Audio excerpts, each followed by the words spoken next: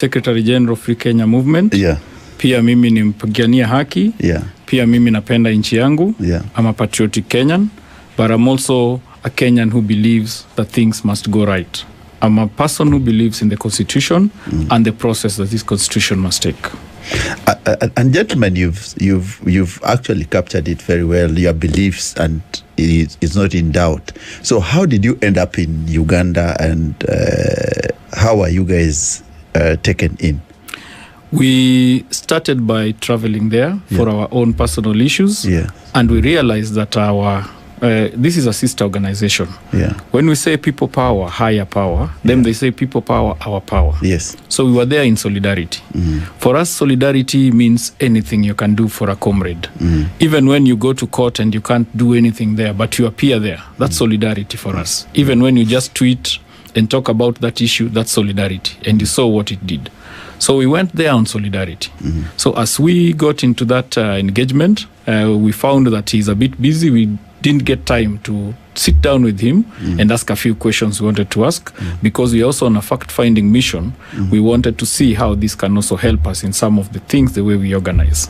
Unfortunately, after we had left that convoy and we had gone to a petrol station, Starbucks, I think it's Mutuga, that place, that is where they came for us. And I think there is somebody who basically was telling them about us, preparing them to come and... That the environment in Uganda is very different from the political environment in Kenya. I think for us, we are a bit lucky that the Constitution allows for more freedoms of association, freedom of speech, and we sometimes take those freedoms for granted.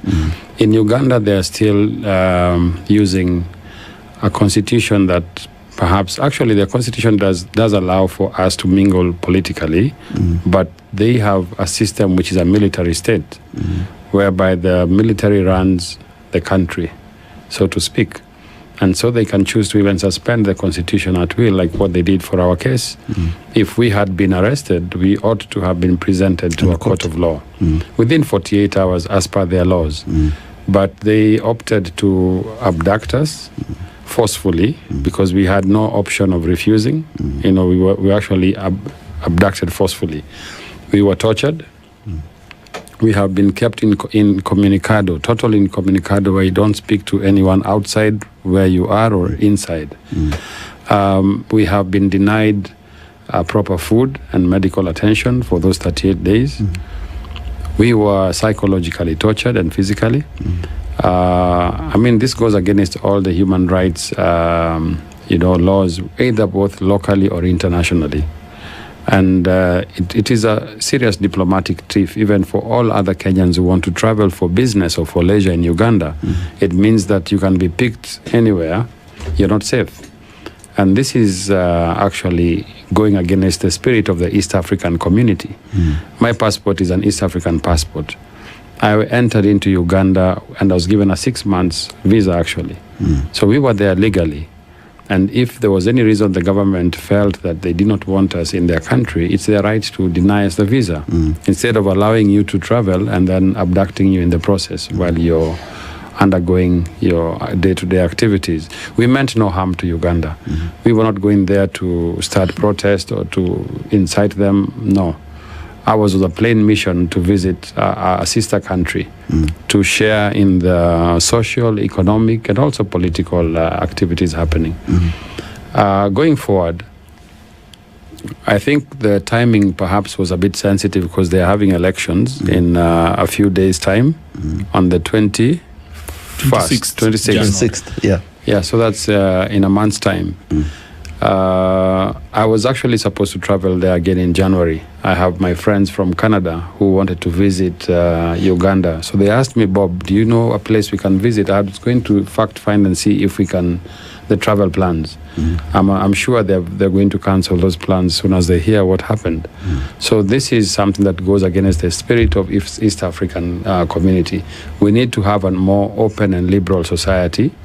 And even when we go to Tanzania, we follow the laws of Tanzania. We don't break the laws.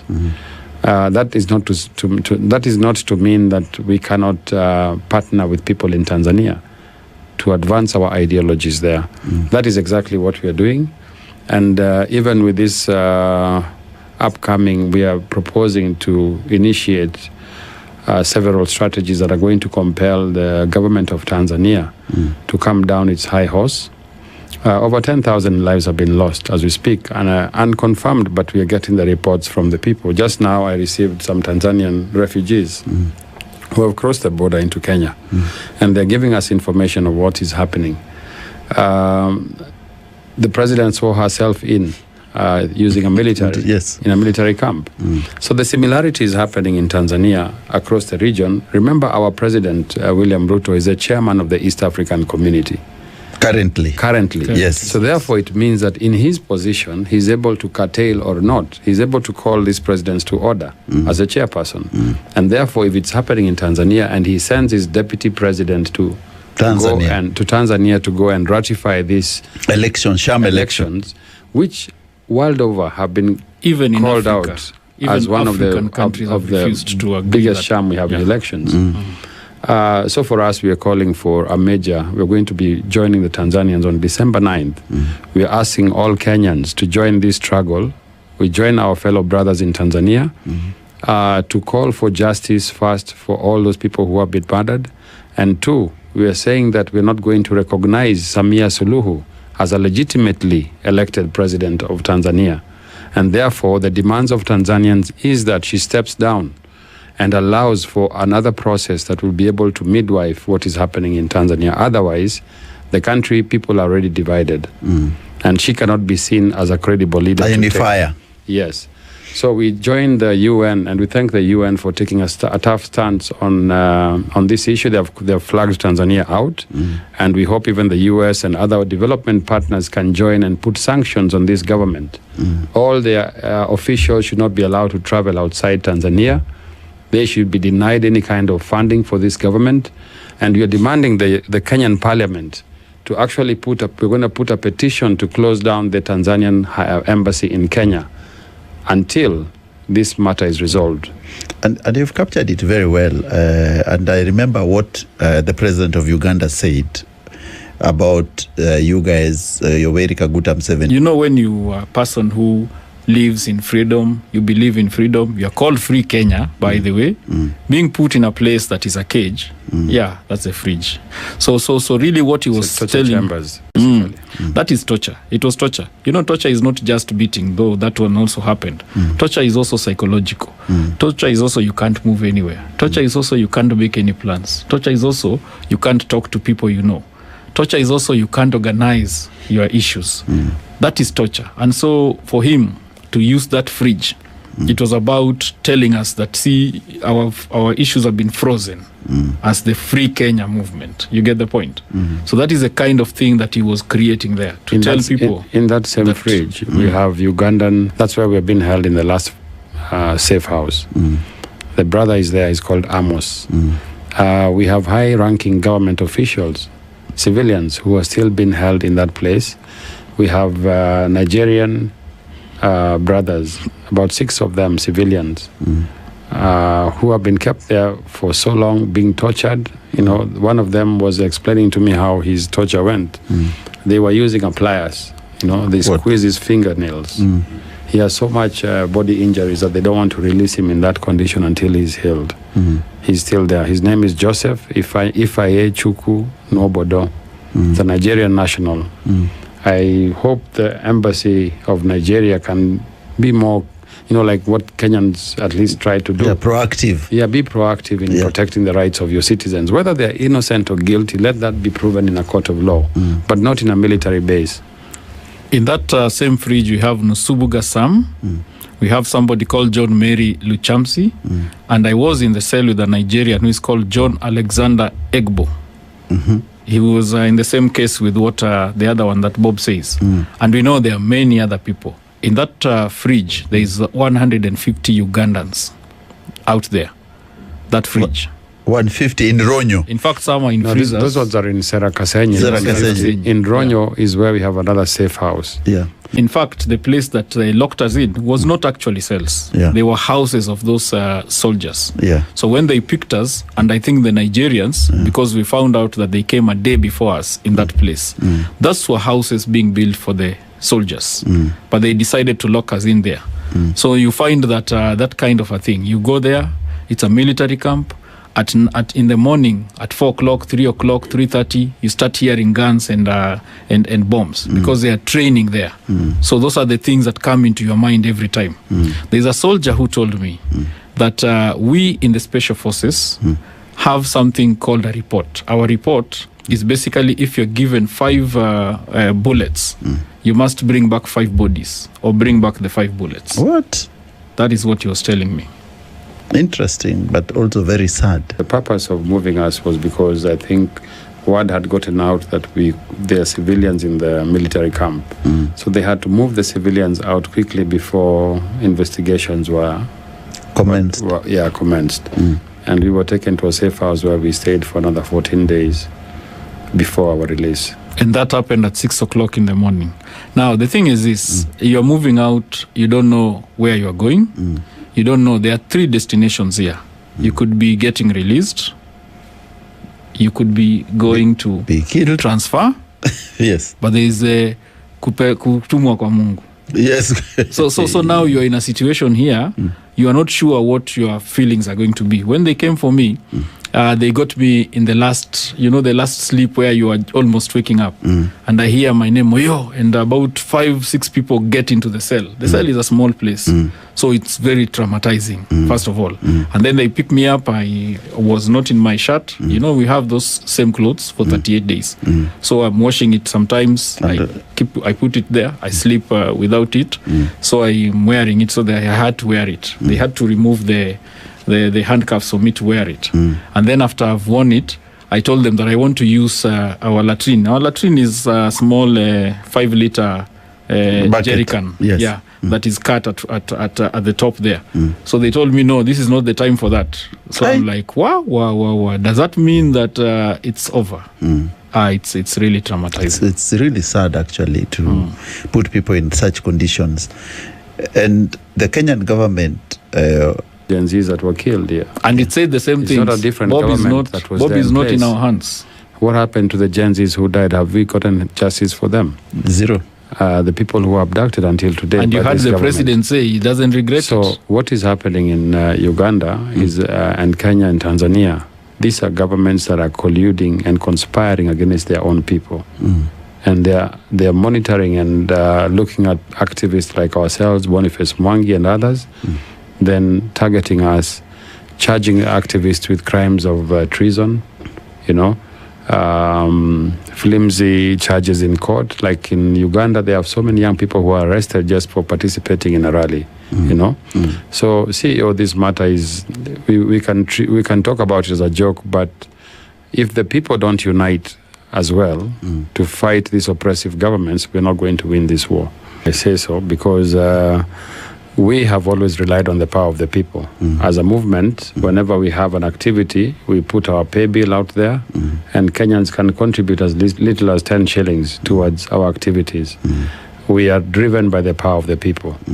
But if we get partners or donors who might want to facilitate any of our activities, as long as they're aligned to our ideologies, we cannot say no as long as we're not breaking the law. Yes. However, we are not funded by any of foreign interests. This is purely a very organic Kenyan movement, especially I can speak on behalf of the Free Kenya movement. That's our treasure right there. You can also donate something to our pay bill. We have the pay bill. Can you read it? It's, yes, let me give it out here, a pay bill, because we need support from Kenyans. Sure. Yeah. Give me the pay bill, account number for the bank. I will read it out later towards the end. And we welcome the support of all Kenyans because we need, like now, we want to engage with the by-elections on the 20th, this coming ones on the 27th of November. We are supporting candidates across the country that represent the ideology which we stand for. And these are mostly the independent candidates. We'll need to travel to the communities to tell them about the kind of change we want to have. So any support towards advancing this. We have victims. For example, we have victims of people who are still in incarceration. We need to speak more to the media about these issues.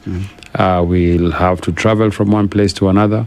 So our support comes from the people. The account number, do you have it there? I think you have it in your pocket or something. Yeah, wallet.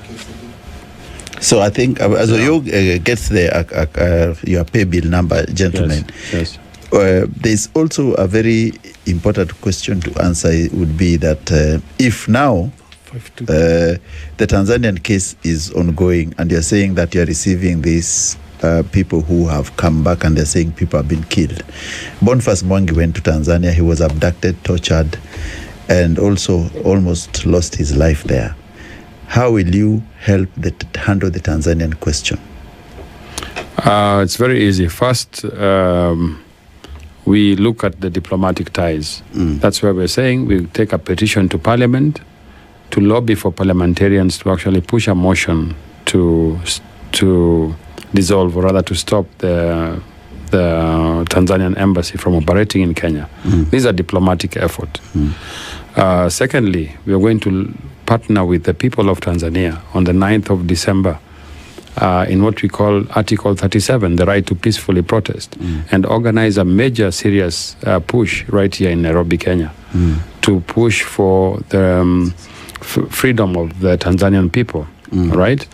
We are going to write to the UN. The UN has already written to the Tanzanian government on these issues of human rights atrocities. So we can push for an inquiry from the International Criminal Court, ICC, to weigh down on this regime, to collect data, because a lot of data that is already present, and initiate a process of investigating these crimes against humanity. So I think if we use these different tactics, then we can force change within that region. Otherwise, if we allow what has happened to proceed, then we are likely to see the same in Uganda after the elections, and even in Kenya in 2027. So we are worried about this thing of transmitting bad behavior of government. From one They're telling us we are the ones transmitting bad behavior. Yes. But there is bad behavior of government, really. Okay. Because the kind of things that you're seeing. Yes. In 2007, we had these issues. Yes. These elections in Tanzania is really not the best thing. We have seen Tanzania as a very peaceful country in our neighbor. In fact, it was Kenya and Tanzania, the area of peace. Now you find what has happened. Uganda is coming in the next few months. Then if this happens again, somebody is learning. And then challenged the current commission before it was inducted due to how the process that was followed to arrive at this commission. That said, we are pushing a referendum, and we are collecting 1 million signatures online on www.freekenya.co.ke. You can check the website and sign online. Petition. Yes, with 1 million signatures, we want to initiate change in terms of how we vote and push for an electronic voting in these upcoming elections. Brazil is doing it. Other countries like India, with about over 300 million voters, actually finish an election without any election petition being raised in court due to the transparency of the process. So if we can look at the electoral process before we go into the elections, then we can have a possibility of having a free and fair election, like in Ghana. Ghana, they've had 3 presidents, incumbents, who have been removed from power. And there's no contention in the judiciary because they have adopted the electronic voting system so that when you go to the polling station, as you confirm your biometrics, you can vote right there and then. It's very difficult to steal an electronic voting because even if you rig the election, it will be seen how many votes you have stolen. The reason why is that the Constitution says that an election ought to be neutral. And there is no election observer who is neutral, including the chairman of IBC. Never. At the end of the day, he has a vote and he's going to choose a president. So the neutrality of the election can only be done through an electronic voting system. And that is already provided for in the Constitution. What we need to do is under Article 257, enable it through a referendum. So one of the things we are proposing as a Free Kenya movement is to convince Kenyans to join us and give us your signatures, including yourself, CEO, before we leave here. I'll take your signature and solo. And solo, eh? So we'll be having only 900,000 left. If we go this direction, this is a peaceful process towards sanitizing our electoral process. But that said and done, also there are other reforms that are required, like in the judiciary. Okay, we need to do some judicial reforms to affirm the independence of the courts. We have IPOA, we have seen why it's failing. It's an independent commission that cannot prosecute crimes against the police. Why? Because they have no prosecutorial powers, they have no funding. These are issues that can only be resolved through a referendum because it touches on independent commissions. And the law provides that that can only happen through Article 257, through a referendum, either by a parliamentary initiative or a popular initiative. So we are pushing for a popular initiative, and hopefully in the year 2026, if we can get 1 million signatures within a month, by January we can have a referendum that addresses many of these issues. Protesting alone is not a means, is not an end, but a means to an end. After the protest, then we have the boardroom meetings, and that's why we're saying let's call Kenyans to a people's dialogue through a referendum, probably by the beginning of next year. Then through that, we can sanitize the elections, we can sanitize the systems and structures of governance, which we have a problem with, and we can have a better country. Right? Actually, CEO, we are using Article 257.3, which is a general question. So that general question means that anybody, as long as you meet the parameters that we are for, then you can bring your issues also. And that is what you are saying. That is what is calling the meeting that you are going to have, so that people can also contribute issues. And we need to ensure this country does not go backwards, because we've moved with the 2010 constitution, but we now need to take it further. And that is what we are looking at. We are looking at bringing the people into the constitutional engagement in this country. Because constitutionalism. Yes, because you see, CEO, none of you and me were in that room in Naivasha. Of course. Those people who were there were members of parliament, and some of those people who were aligned to that constitutional process. So the people were outside. We were brought a constitution, but you realize that if you talk about public participation, you don't even have a framework of it. If you go to parliament, they create something that doesn't work. If you look at a situation that we had in the recall issue, you find that the recall cannot work. The recall cannot work. They tried to recall Aisha Jumwa, couldn't work. even Pasaris the other day. Didn't work. So we told people, when we were going against IBC, people told us that we need an opportunity to do recalls. But it doesn't work. It doesn't work. So we are telling people, it is time you come out, get into the boardroom of this country. Go back where you belong, in the boardroom of this country, in the leadership of this country. You lead the leaders. It is the people that must lead the leaders. Just to interject kindly before I forget, our pay bill number for the Free Kenya movement is 663670. That's the business number. And the account number, just put in your name, whether it's CEO, unaweza hapo 10,000, for example. But we are saying, tunataka wale funding. Yeah, just even 10 bob.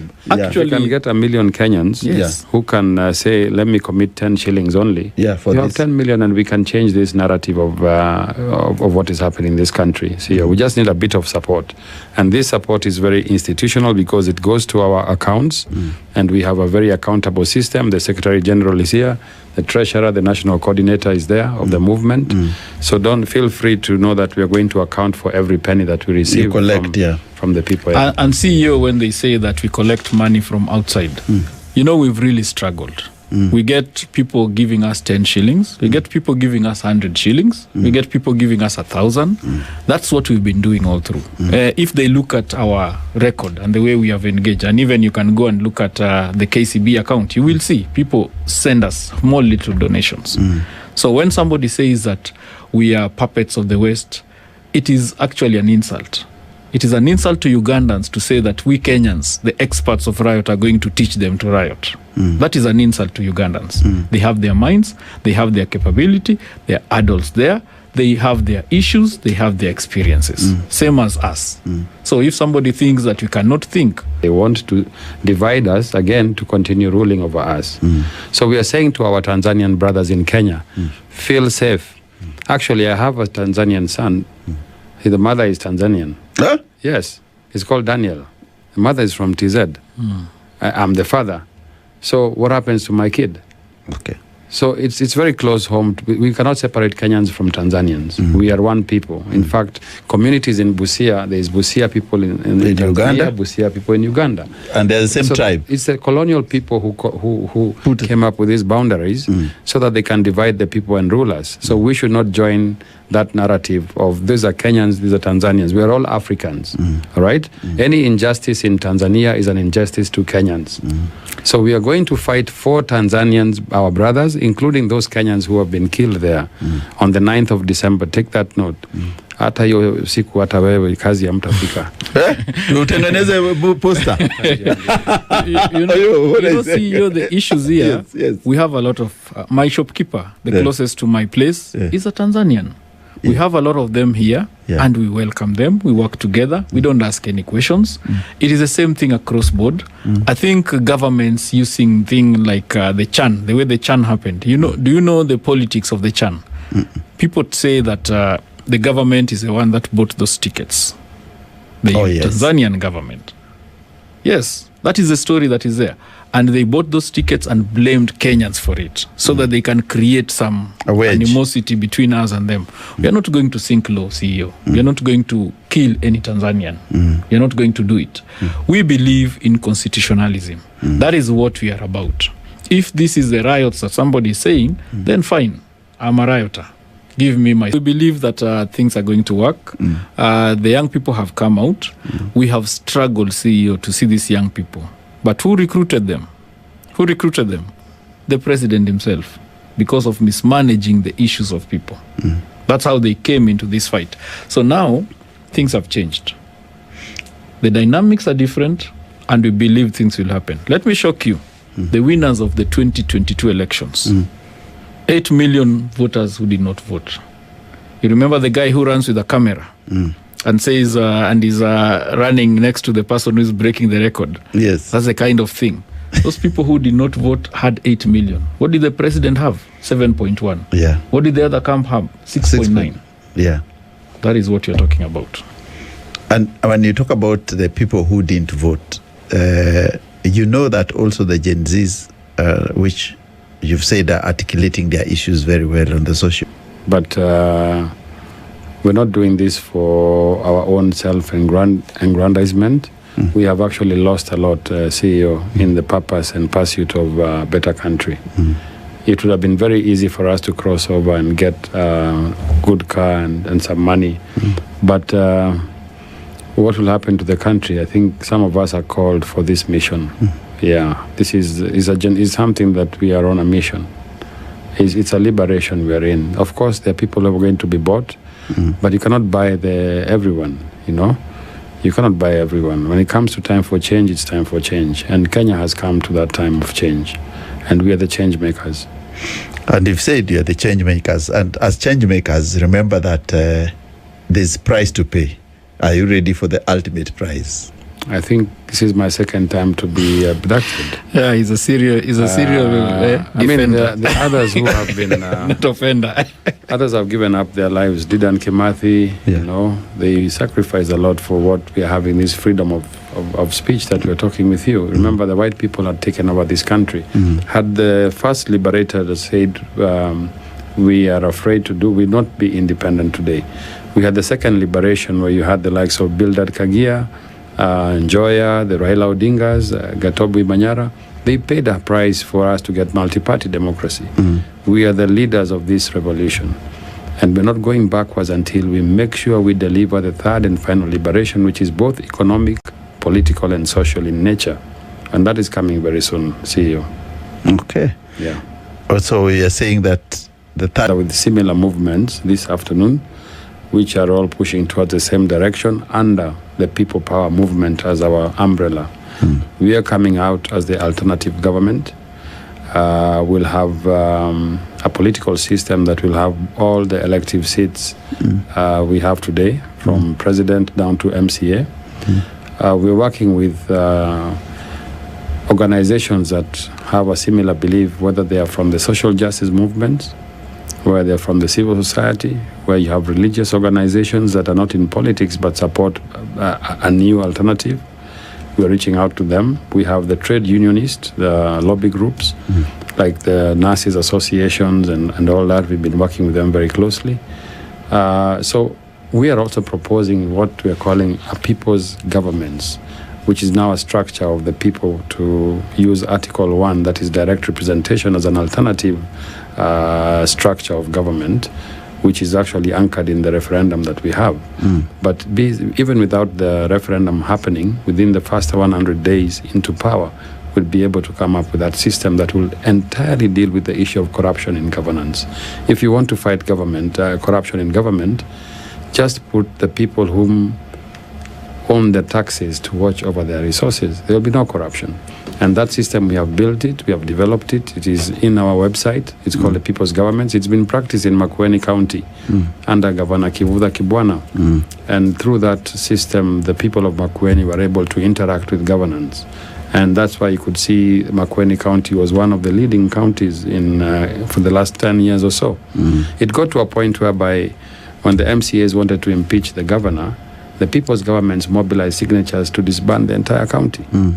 That is an awakening of the people. That's what we want to get this country to reach, where the people themselves can manage their own affairs.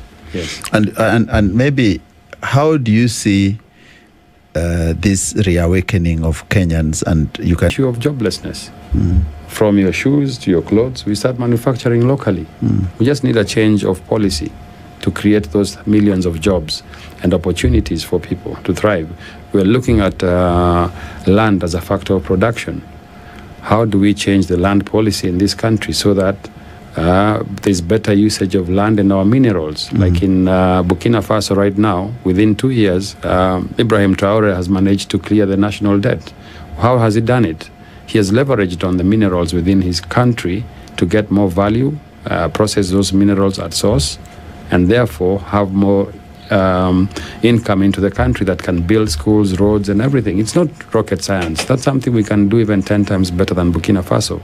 Of course. But unless we have a revolutionary change of mindset in terms of leadership and governance, if we go the normal way we are going of these guys versus those guys, we'll just remove Tom and replace him with Peter.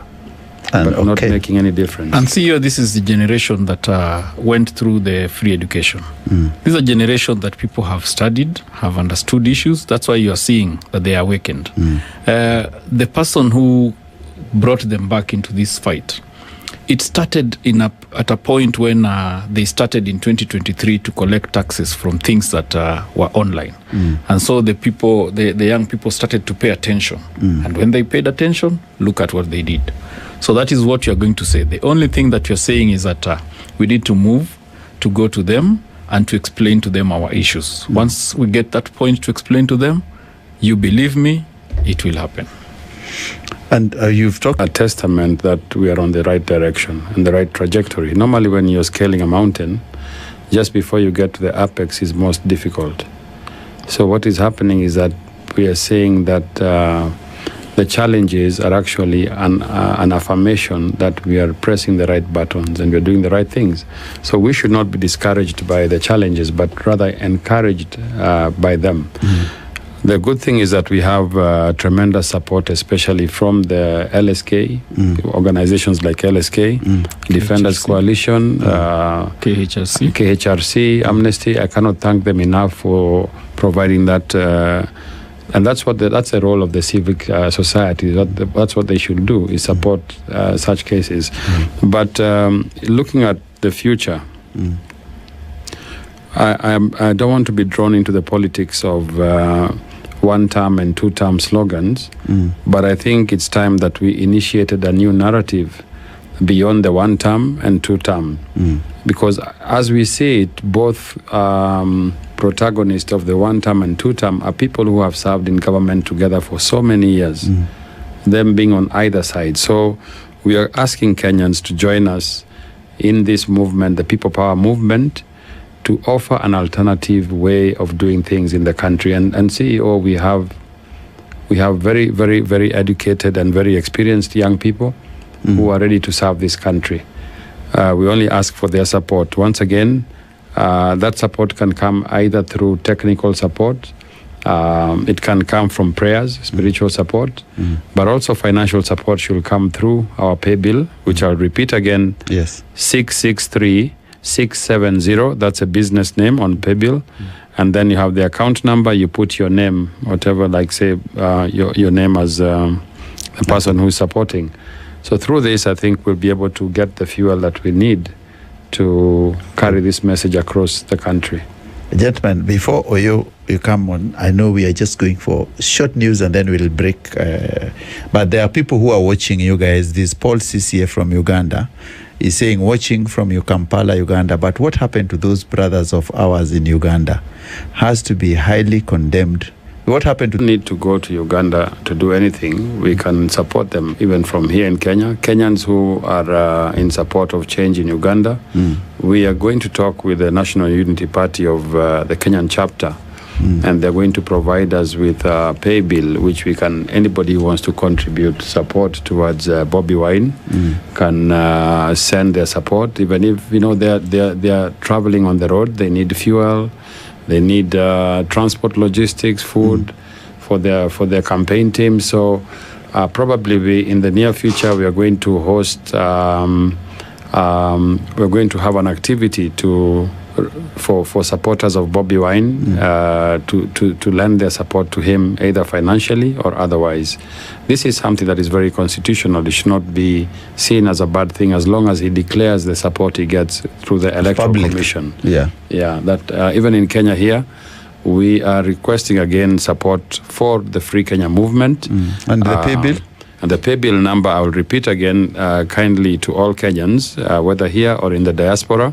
You can send your contribution and your support to the pay bill number 663-670, and the account number is your name. Just put in your name, and these monies are going to reach to our accounts in the KCB bank. The account number for the bank is for purposes of accountability 126-709-6152. 126-709-6152 is the account number. Our pay bill number 663-670. Put in your name as the business number 663-670. Account number your name. Thank you so much for hosting us on this show. Standard Media Group has been at the forefront of fighting for human rights nowadays, and we ask Kenyans to support this group, not because you're political, but because you're acting as a voice and a mirror for the society. So we appreciate this media house for extending your coverage to cover such issues, and we encourage you not to relent, to keep on highlighting these issues of human rights. Asanteni.